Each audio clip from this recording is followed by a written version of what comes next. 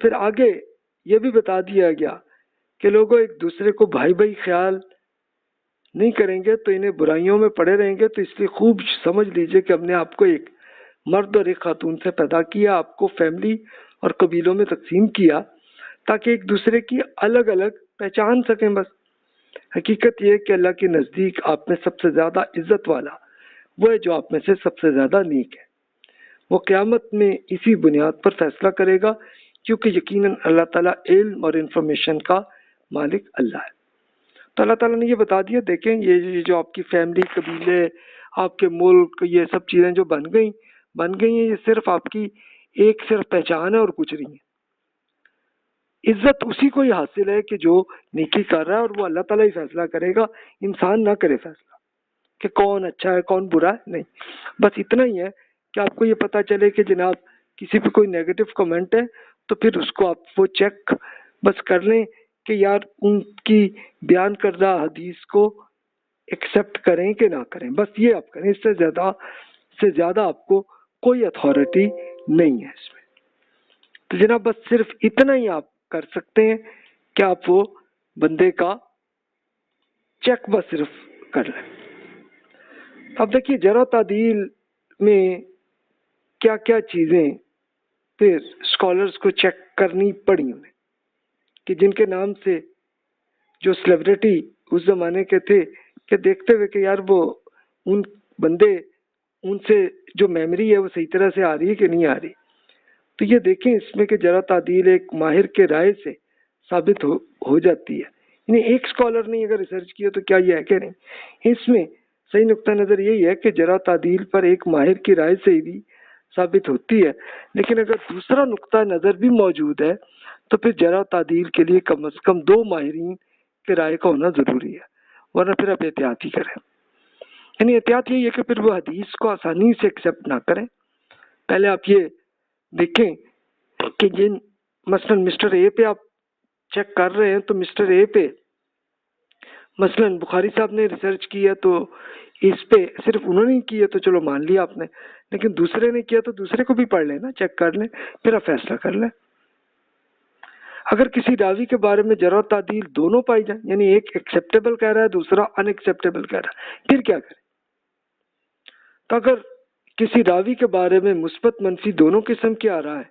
تو پھر یہ جو جرح ہے، جو نیگیٹو کمنٹ ہے،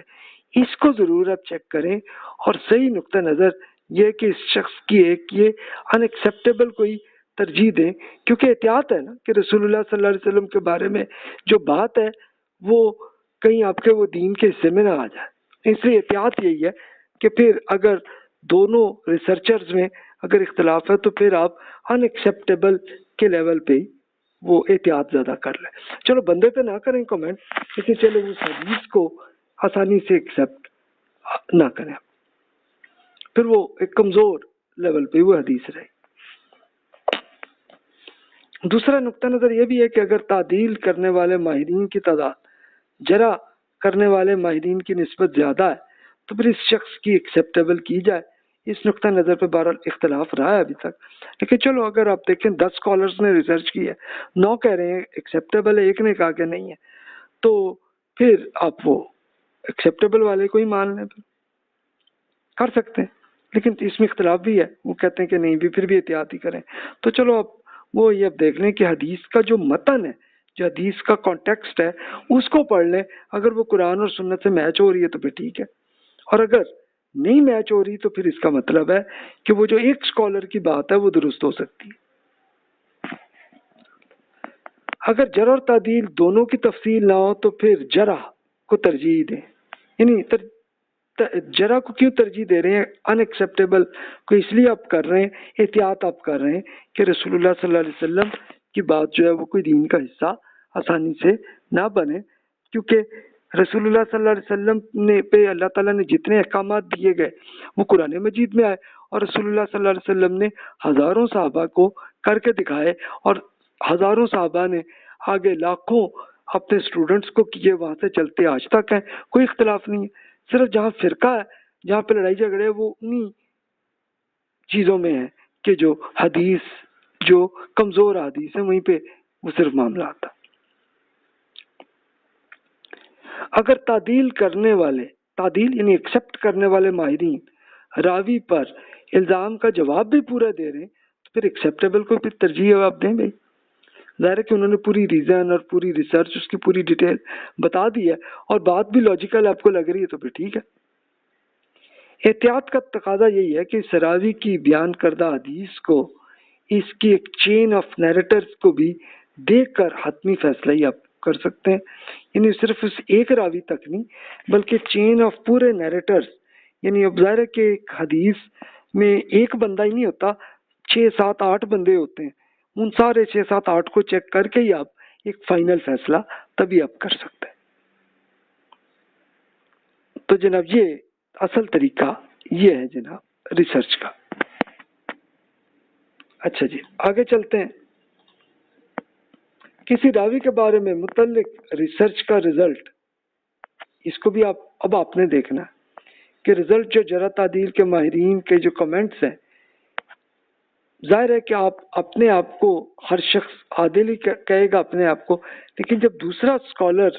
جو ریسرچر وہ کر رہا ہے تو ان کی بات زیادہ اتھینٹک ہے نا, ورنہ اپنے آپ کو تو ہر کوئی اپنے آپ کو ایکسیپٹیبل ہی کہے گا. اس ضمن میں جرح تعدیل کرنے والے ماہرین کی اپنی شخصیت کو بھی آپ انالیسس کر لیں, یہ دیکھ لیں کہ کسی نے اپنی عقیدت کے باعث ان کو ایکسیپٹیبل قرار دے دیا یا دوسرے نے کسی تعصب کی وجہ سے اس کو ان ایکسیپٹیبل کیا, تو ان کی غلطی بھی تو ہو سکتی ہے نا جنہوں نے ریسرچرز کی. ان پہ بھی آپ ریسرچ کو چیک کر لیں پہلے کہ یہ سارے بندے ریلائبل ہیں کہ نہیں, پھر جا کے فیصلہ کریں. جرح تعدیل کرنے والے ماہر کا امپارشل ہونا ضروری ہے اور غیر متعصب یعنی ان بائسڈ ہو. جو بھی بائسڈ آدمی ہوگا اس کو تو ویسے ہی نکال دیں, اس میں تو کوئی پھر بات ہی نہیں مزید. ہمارے محدثین اور جرح تعدیل کے غیر جانبدار اور عدم تعصب کے یہ لوگ تھے کہ کوئی شخص اگر کسی دوسرے مسلک سے بھی تعلق رکھتا ہے مگر اپنی ذات پر ایک اچھا انسان ہوتا ہے تو اس پہ بھی وہ پورا ایکسیپٹیبل ہی کہتے رہے. یعنی اگلے سے اختلاف ہے پھر بھی اگلے کو کہہ رہے ہیں ایکسیپٹیبل ہے. اس کے لیے آپ کو مثالیں آپ کو ملیں گی کہ جیسے امام بخاری اور مسلم رحمۃ اللہ علیہ دونوں بڑے اچھے اسکالرز ہیں, ان میں اختلاف بھی کرتے ہیں لیکن بڑی عزت سے کرتے ہیں اور ان کو ایکسیپٹیبل ہی سمجھتے ہیں. ان کی بکس میں خود آپ ان کے ایک دوسرے پہ کمنٹس بھی پڑھ سکتے ہیں. دوسری طرف کے اپنے مسلک اور محدث کے طبقے سے تعلق رکھنے والے افراد میں جو حقیقی خامیاں بھی پائی جائیں تو انہیں بھی کھول دیتے ہیں کہ ہاں جناب ان میں خوبیاں بھی ہیں, یہ بھی ہیں, یہ بھی ہیں, اور خامی بھی ہے تو وہ بھی بتا دیتے ہیں پوری. تو یہ ہے اصل ان بائسڈ امپارشل طریقہ جو ہے, اصل یہی محدثین نے سب میجورٹی نے ایسے ہی طریقہ اختیار کیا. جو گروہ اپنی خامیوں پر پردہ ڈالنے کی کوشش کرے اور خوبیوں کو اجاگر کرے تو پھر آپ کہیں گے کہ یہ بائسڈ ہے. تو علماء کے مختلف طبقات میں صرف محدثین ہی ہیں کہ جنہوں نے اعلیٰ درجے کی غیر جانبداری کا مظاہرہ کیا. افسوس کہ موجودہ دور کے اکثر محدثین اور دیگر اہل علم آج کل فرقہ پرستی میں وہ پڑ گئے ہیں, لیکن جو دوسری تیسری چوتھی صدی کے اسکالرز ہیں انہوں نے ایسا نہیں کیا. الحمدللہ, اللہ کا شکر, الحمدللہ. اب یہ میں کہہ رہا ہوں, اب میری بات کو آپ آسانی سے ایکسیپٹ نہ کریں, آپ خود انہی پرانے اسکالرز کی بکس کو بھی آپ پڑھ لیں اور پھر آج کل کے جو اسکالرز ہیں ان کے کمنٹس کو ایک دوسرے پہ جو ہے ان کو بھی آپ کر لیں تو آپ کو فرق خود آپ کو آ جائے گا سامنے.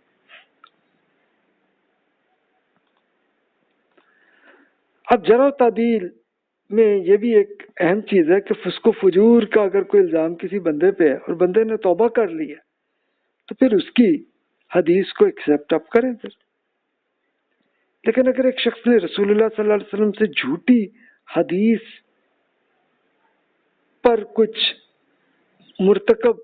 کیا ہوا تو پھر توبہ کے باوجود بھی آپ ایکسیپٹ ابھی نہ کریں. ہمیں نہیں پتا نا کہ یار انہوں نے جو حدیث جو بیان کی ہے وہ توبہ کے بعد کی ہیں یا اس سے پہلے کی، اس لیے ایکسیپٹ نہیں کریں، احتیاط یہی ہے۔ ہاں، فسق و فجور سے مراد اگر کسی شخص کا کوئی ایسا گناہ ہے جو کبھی اعلانیہ کیا ہو، اعلانیہ گناہ اگر ہے تو جس کو کوئی ایک بندہ ہی نہیں دیکھ رہا بلکہ پوری دنیا دیکھ رہی ہے، تو پھر تو بھی وہ توبہ بھی چاہے کر لے تب بھی ایکسیپٹ نہیں کریں ان کی روایت کو۔ ہاں، اگر کسی کا کوئی بالکل خفیہ کوئی گھر میں بیٹھے کوئی غلط حرکت ان سے ہو گئی، کوئی بات نہیں، اس کو تو آپ اگنور کریں، لیکن جو ایک کھلا اعلانیہ گناہ ہوتا ہے تو اس کو پھر وہ بندے پہ، پھر وہ جانے اللہ جانے، یعنی بندے پہ کوئی کمنٹ نہ کریں، لیکن بس یہ ہے کہ اس کی بیان کردہ حدیث کو ایکسیپٹ آپ نہ کریں۔ حدیث کی تعلیم اور معاوضہ لینے والے پہ ایک یہ اسکالرز میں ایک رائے ہے کہ یار یہ حدیث کہ جب وہ ایجوکیشن پہ پیسے بھی لیتے رہے تو یہ کیا کوئی ایکسیپٹیبل ہے کہ نہیں، اس میں اختلاف رہا ہے اسکالرز۔ بعض اہل علم جیسے احمد بن حنبل، ابو اسحاق، ابن حاتم رحمۃ اللہ علیہ، وہ کہتے ہیں نہیں جی، پھر ان کی بیان کردہ حدیث کو ایکسیپٹ نہ کریں۔ لیکن بعض دیگر اہل علم جیسے ابو نعیم الفضل بن دکین اور اسی طرح ابو اسحاق شیرازی صاحب جو ہیں، یہ بھی بڑے اچھے اسکالرز گزرے ہیں رحمۃ اللہ علیہ، اور وہ حدیث کی تعلیم میں اب ظاہر ہے کہ وہ سیلری لے بھی لیتے تھے، تو وہی کہتے تھے بھی اہل و عیال کے لیے کسب معاش کر نہیں سکے، مجبوری ہے، تو پھر ٹھیک ہے نا، پھر کیا حرج ہے۔ یعنی ایک آدمی اگر فل ٹائم صرف حدیث کی ریسرچ ہی کر رہا ہے تو اب ان کے لیے ظاہر ہے کہ حکومت ان کو کچھ فنڈ دے رہی ہے، تو پھر کیا عرض ہے اس میں، کیونکہ اپنی گھر کے خرچے بھی تو پورے کرنے ہیں نا۔ تو قدیم اہل علم دینی خدمات میں قرآن اور حدیث پہ کوئی سیلری کو پسند نہیں کرتے تھے، لیکن بعد میں پھر اسکالرس نے ایکسیپٹ کیا، اس لیے کہ اب وہ فل ٹائم یہی کام ہی کر رہے ہوتے تھے اور پھر حکومت ان کو دیتی تھی سیلری، تو اس لیے ٹھیک ہے۔ اس کی وجہ کو سمجھنے کے لیے ہمیں دور صحابہ اور تابعین کے ایک معاشرتی حالات کے لحاظ سے دیکھیں کہ صحابہ اور تابعین رضی اللہ عنہم میں چاہے وہ کرتے جو بھی کام جو ہے تو اہل علم ان کے یہ حکومت ہی ان کو سیلری دیتے ہوتے تھے، تو حکومت کی جانب سے جو وظائف آتے تھے، یعنی کچھ بونس آ گیا یا کچھ، تو وہی ان کے لیے گھر کا خرچہ پورا ہوتا تھا، اس لیے دینی کاموں کے لیے وہ کی سیلری نہیں لیتے تھے۔ لیکن بعد میں ظاہر ہے کہ اکانومی اتنی اچھی نہیں ہوئی، مسلمانوں کی حکومتوں میں عیاشی کرپشن کا سلسلہ ہوا، پہلے علم میں پھر پرابلم آئی نا، تو وہ اب بیچارے فل ٹائم اگر ایک کوئی دینی خدمت ہی کر رہے ہیں تو پھر تو سیلری دینی چاہیے۔ تو اس لیے اب آپ فیصلہ آپ کر لیں بھائی کہ ان اسکالرس میں سے کس کا پوائنٹ آف ویو آج کل کے زمانے کے لحاظ سے صحیح ہے کہ نہیں، فیصلہ آپ نے کرنا۔ اچھا، پھر یہ بھی چیز دیکھنے کی تساہل، سستی، غلطیاں کرنے والے حدیث قبول کرنے کا رزلٹ کیا ہونا چاہیے، کہ بھی ایسے اب راوی ہیں کہ جو ایک کوئی حدیث سنتے سنانے میں سستی کرتے ہیں، لاپرواہی کرتے ہیں، بھول بھی جاتے ہیں، اور مثال کے طور پر ایک آدمی وہ بیٹھا حدیث کی کوئی ڈسکشن چل رہی ہے، سن رہا، وہ بیٹھا بیچ میں بیٹھا اونگ رہا، اور استاد صاحب کی بجائے اسے کسی شاگرد سے وہ حدیث سن کے وہ کر رہا ہے، اور لیکن نام استاد کا دے رہا ہے، تو پھر تو غلط ہے نا۔ یعنی یہ تو پھر ان صاحب کی سستی ہے، تو پھر ان صاحب سے پھر ان کی نام والی جو حدیث ہے ان کو آپ ایکسیپٹ نہ کریں۔ حدیث کی روایت کو بھی قبول نہیں کیا جائے جو حدیث کو بغیر سوچے سمجھے ہاں ہاں کہہ کے قبول کر لے، یعنی ان اسے حدیث کہتے ہیں کہ جس میں ان کر کے آ رہا تھا، بغیر سوچے سمجھے ہی مان جاتے ہوتے ہیں، تو ایسے بندے سے بھی آپ احتیاط کریں۔ وہ شخص جو روایت بیان کرتے میں کثرت سے غلطیاں کرتا ہے تو اس کا مطلب ہے کہ ان کی یا میموری ٹھیک نہیں ہے یا سمجھتے صحیح نہیں ہے، تو اس لیے وہ بھی آپ ان کی بیان کردہ حدیث کو بھی ایکسیپٹ نہ کریں۔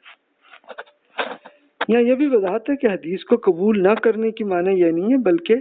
حدیث کے متن کو یہ مسترد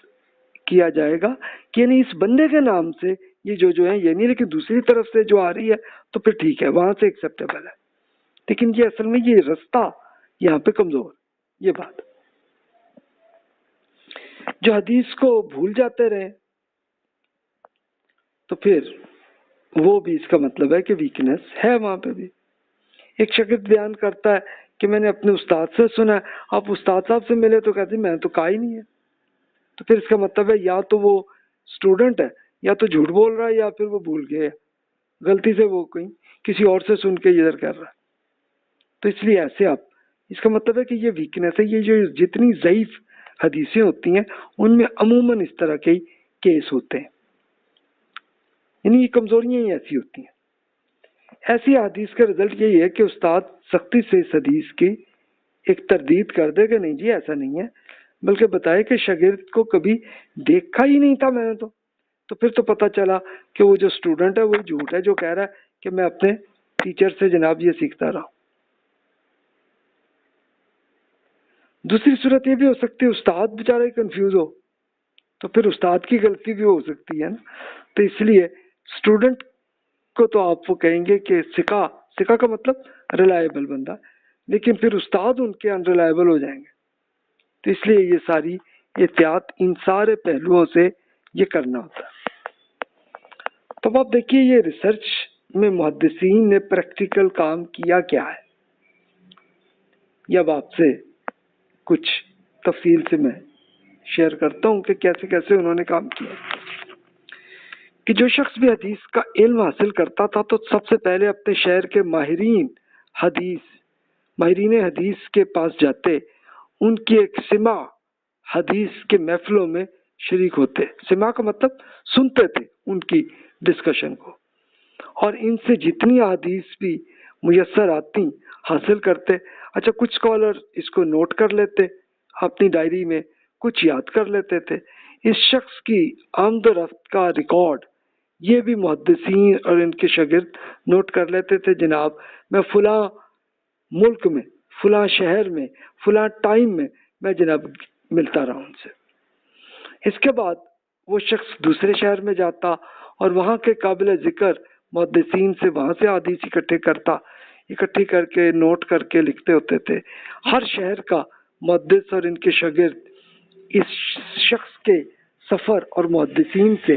ان کا پورا ریکارڈ کرتے تھے۔ اب یہ ایگزامپل میں وہی کرتا ہوں کہ جیسے بخاری رحمۃ اللہ علیہ یا مسلم رحمۃ اللہ علیہ اس طرح گئے تھے، ہر شہر میں جانا، جو بھی حدیث بیان کر رہے ہیں ان کے پاس بیٹھ جانا، حدیث کو نوٹ کر لینا، بندے کو نوٹ کر لینا، پوچھ لینا جی سر آپ نے کس سے یہ حدیث کی ہے، اس کو نوٹ کر لیا، وہ بندے کا اس کا پھر ان کے کلاس فیلو سے بھی مل لیا، سب کچھ لے کے کر لیا۔ اچھا پھر احادیث کے حصول میں اپنی محنت کرنے میں بالعموم اس شخص کی عمر کا بڑا حصہ اسی کام میں لگا۔ جس شخص اس کٹھن منزل کو طے کر لیتا تو پھر اس کی شہرت پھر ہو گئی اس میں کہ سیلیبریٹی تبھی بنے گا نا آدمی کہ جو اتنی احادیث اتنی اکٹھی کرے گا۔ جس طرح موجودہ دور میں بھی کسی بھی مشہور شخصیت کی حالات معلوم کرنا کچھ مشکل نہیں ہوتا نا، کہ آپ کو جیسے سیاستدان ہیں یا آپ کے اینکرز ہیں تو ان کا آپ کو پورا پتہ ہوتا ہے، ان کی لائف اسٹائل اور ان سب چیزوں کی آپ کو پتہ ہوتا ہے نا، تو ایسے ہی محدثین جب ریسرچ کر رہے تھے یا جو حدیث صرف وہ پڑھتے تھے نوٹ کر کے پھر آگے پڑھاتے تھے تو ان کا بھی پورا، اسی لیے ان کی ساری انفارمیشن اویلیبل ہے۔